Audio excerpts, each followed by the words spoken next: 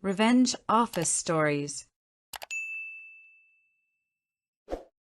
My boss, the vice president, Katherine, was standing before the entire executive team, presenting my strategy deck as her own. She was on slide 17, the core of the plan, the part that took me 4 sleepless weeks to get right. A confident, practiced smile was plastered on her face as she gestured at the screen, her voice echoing in the silent boardroom. She was soaking up the approving nods from the CEO, basking in the glow of my work. But her smile was about to vanish, and I was holding the remote, not for the projector, but for her career.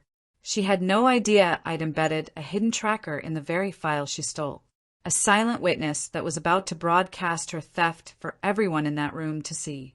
She called it taking the lead.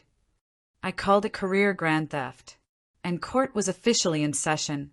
If you've ever been dismissed, underpaid, or forced to watch someone else take credit for your work while being told to be grateful for the opportunity, you need to hit that like and subscribe button.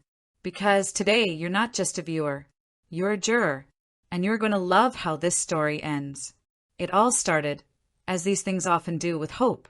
I'd been at Quantum Leap Systems, a mid-sized tech firm, for just over 5 years, clawing my way up from junior analyst to senior strategist.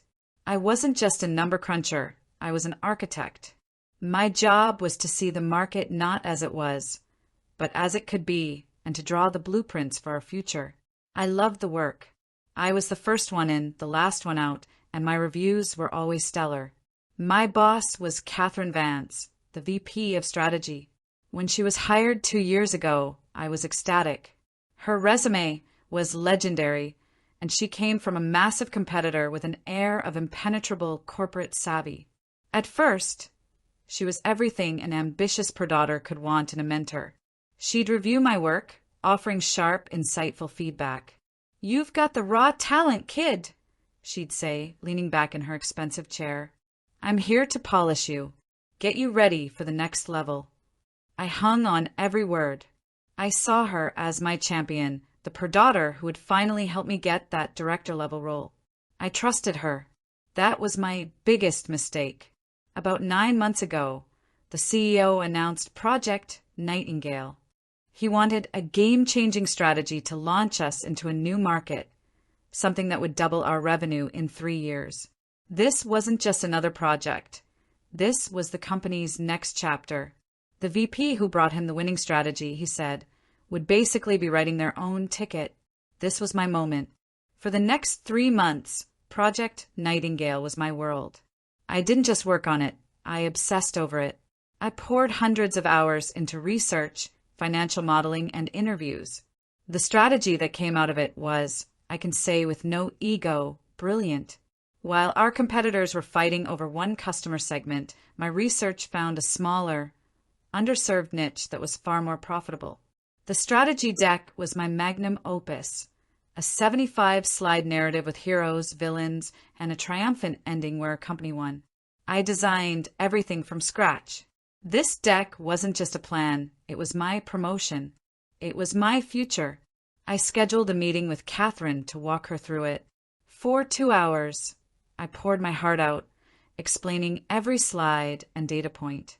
When I finished, she was quiet for a long moment. She started pausing. "This is exceptional work. Truly A+ material." Relief washed over me. "Thank you, Katherine. I really think this is the one." "It is," she said, her eyes glued to the screen. "It's perfect." She then turned to me, her expression shifting slightly. "Send me the file. I want to digest it. There are a few senior-level nuances I might add before we take this to the C-suite. You've built a world-class engine. I'll just put the final coat of paint on it." I beamed. "Of course. I'll send it over right away." She smiled wide. "You've done great work. Now, let me handle the politics from here. The executive floor is a shark tank. It's my job to protect my people. I'll present it, but I'll make sure everyone knows this was your brainchild. You can trust me." And I did. I went back to my desk, attached my masterpiece to an email, and hit send. I had no idea I was handing a thief the keys to my house. The next 2 weeks were weirdly quiet. I expected follow-up meetings about her final polish, but I got nothing. Emails went unanswered. When I caught her in the hallway, she was evasive. "Looking good," she'd say with a dismissive wave. "I'm socializing it at a high level. Delicate process. I'll loop you in when the time is right." The way she said "loop you in" felt less like a promise and more like a threat. The truth dropped on a Tuesday afternoon. A mandatory calendar invite popped up. Project Nightingale, The Path Forward. Presented by Katherine Vance, VP of Strategy. My name was nowhere. Not presented by Katherine Vance and her team. Just her, taking sole credit. My blood ran cold. It was so brazen. She wasn't just taking credit, she was erasing me. It has to be a mistake, I thought.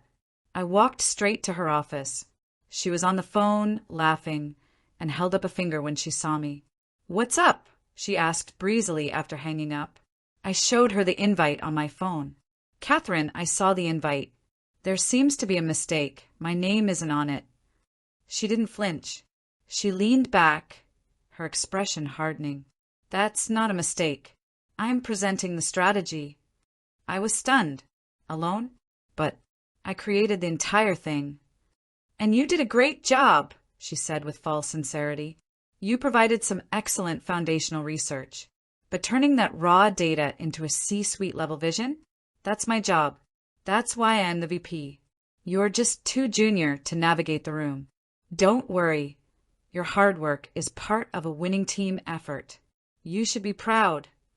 A team effort? My voice was shaking with rage. "It wasn't a team effort, Katherine. It was my effort.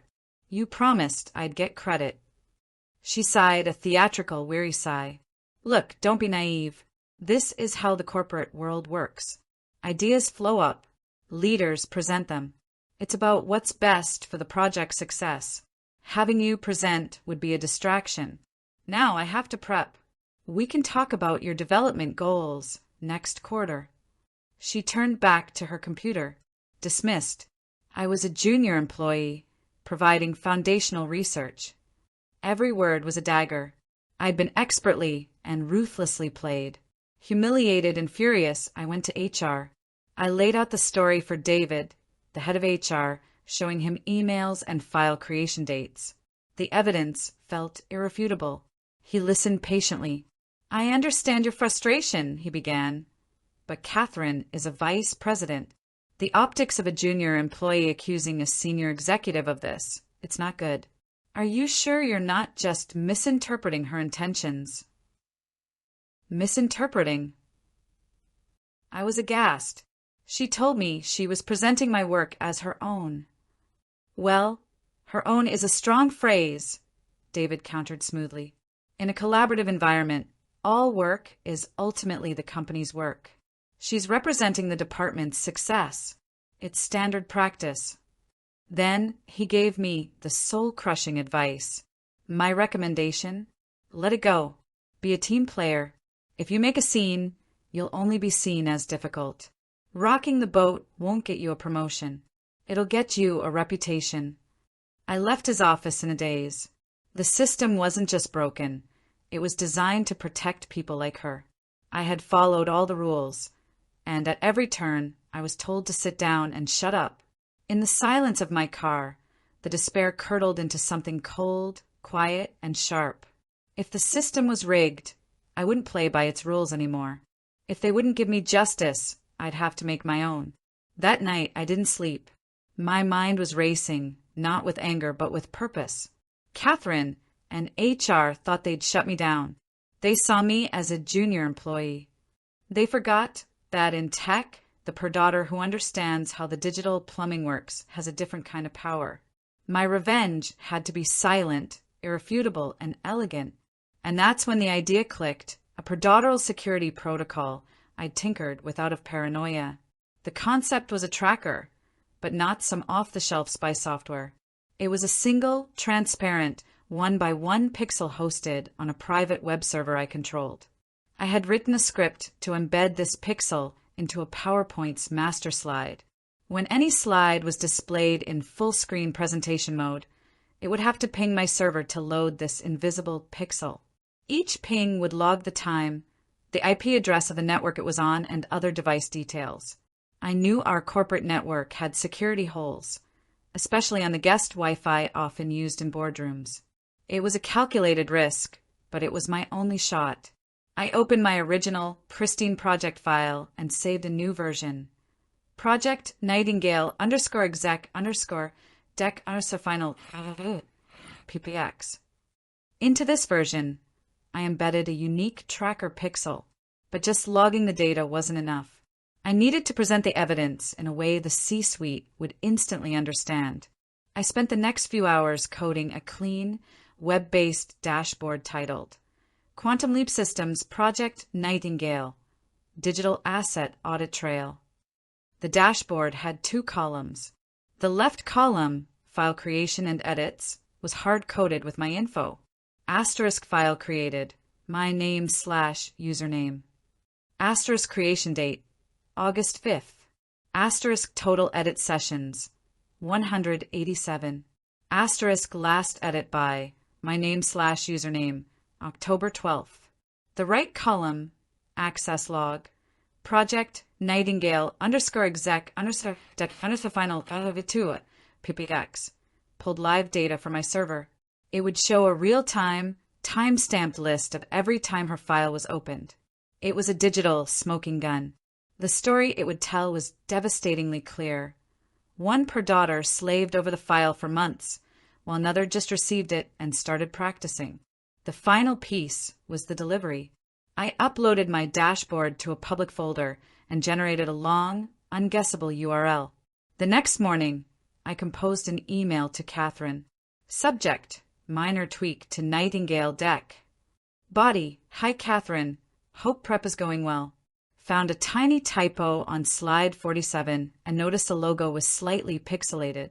Attached a corrected, polished final version for you here. This is the one you should use. Best of luck tomorrow, I know you'll kill it. I attached the Trojan horse file and hit send. A minute later, a reply. Thanks. I pulled up my audit dashboard and waited. Then, at 11:42 a.m., the first entry appeared. October 27th, 11:42 and 13 seconds a.m. IP. Work IP address action. File opened. She took the bait. A few minutes later, October 27th, 11:45 and 2 seconds a.m. IP. Work IP address action. Presentation mode activated. She was running through it. Pings came in all day, and then at night from a new IP, her home. Ping, ping, ping. Each notification was another nail in her coffin. She was diligently rehearsing for her own execution. I finally went to bed and, for the first time in weeks, slept soundly. The day of the presentation, the office air was electric. I was invited as a junior stakeholder, relegated to a chair against the wall. It was a final, deliberate humiliation. It was perfect. I got to the boardroom early, sat in the back corner, and tethered my laptop to my phone's hotspot. I pulled up 2 windows, the live audit dashboard and a pre-written email. The executives filed in, the CEO, Robert Herodotter, the COO, CFO, CTO. They were all laughing, completely unaware of the bomb that was about to go off. Then Katherine walked in. She looked incredible in a sharp power suit, exuding total confidence. As she walked to the podium, her eyes met mine. She gave me a tiny, pitying smile, the smile of a victor. I just stared back, my face a blank mask. Good morning, everyone, she began. Today marks a turning point for Quantum Leap Systems. Her voice was smooth, confident, and utterly convincing. She moved through my opening slides with practiced ease, using my exact phrasings. Hearing my words come from her mouth was surreal. The executives were captivated. I watched her and I watched my dashboard. 10:17:01 a.m. IP. Boardroom network IP action. Presentation mode activated. Showtime. She got to slide 17, the heart of my strategy.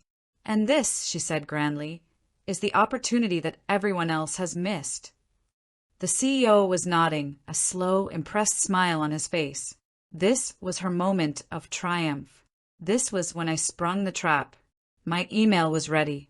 The recipient list included every executive at the table, plus HR and legal. The subject: supporting data for Project Nightingale. The body contained one sentence and one link.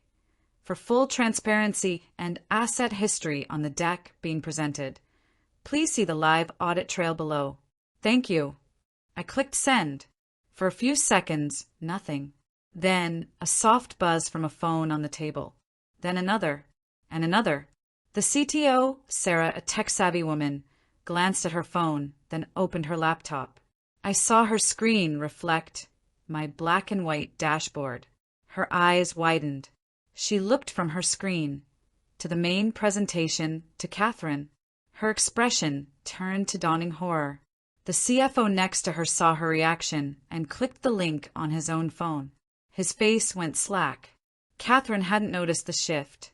She was on to financial projections, but the rapt attention was gone, replaced by a tense, confused silence. Finally, the CEO, Robert Herodotter, looked down at his phone. He read the email. He tapped the link. I watched him process the 2 columns on my dashboard, my name and 187 edit sessions on the left, Katherine's name and a series of presentation mode pings on the right. The digital paper trail was absolute. It told the whole story in 10 seconds. Robert Herodotter's face, once approving, turned to stone. He slowly raised his head and locked his eyes on Katherine. She was mid-sentence when she saw his expression. Her voice faltered. She saw the other executives, now looking at her with pity and contempt. The trap had closed. As you can see, the projections are... She stammered. The CEO held up his phone, my dashboard glowing on the screen. His voice was quiet but cut through the room like glass. Katherine, he said, what is this? Katherine stared at the CEO's phone, her face draining of color. Robert, I don't know what that is, she lied, her voice trembling. It must be some kind of IT glitch. The CTO, Sarah, spoke up, her voice cold. It's not a glitch, Robert. It's a real-time asset tracking log. A very clean one.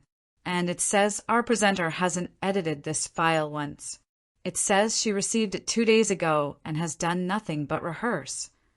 Sarah's eyes flicked to me in the back, a silent acknowledgement. Katherine's eyes darted around the room, looking for an escape. There was none. She turned her gaze to me, her face twisting with pure hatred. This is his doing, she exclaimed, pointing. He's sabotaging me because he couldn't finish the project, and I had to step in and save it. The CEO didn't even look at me. Save it, he repeated, his voice dangerously low. This log shows the file you're presenting was created yesterday with a minor tweak. Katherine, I'll ask one more time. Did you create this strategy? The lie died on her lips. Her shoulders slumped in defeat. The CEO stood up. This meeting is over. He looked at Katherine, his face a mask of fury. You and I will be having a conversation in my office. Now. He gestured for the head of HR and general counsel to join them. Katherine slowly gathered her things, her hands shaking, and walked out of the boardroom. The career she built on lies was dismantled in under 5 minutes. As soon as she was gone, all eyes turned to me. As I packed my laptop, the CEO paused at the door and turned back. Daughter, he said, loud enough for everyone to hear. My office. 1 hour. An hour later, I was sitting across from him. Katherine has been relieved of her duties. Effective immediately, he said simply. What she did was theft, and it will not be tolerated. On behalf of this company, I am sorry. Our system failed you. You did brilliant work and were betrayed. I just nodded. But, he continued, a small smile on his lips, that was the most elegant, cold-blooded corporate takedown I have ever seen. You used her own arrogance as the stage and data to deliver justice. That's the Quantum Leap System's way. He leaned back, The board still needs to see the Nightingale strategy. This time, from the per daughter who actually wrote it. You'll be presenting tomorrow morning. And when you do, I'll be introducing you as our new director of strategy. The next day, I stood at that same podium, but this time it was my name on the screen. It was the proudest moment of my career. In the end, Katherine's betrayal was a less daughter. She taught me that sometimes the system designed to protect you is the very thing that will fail you.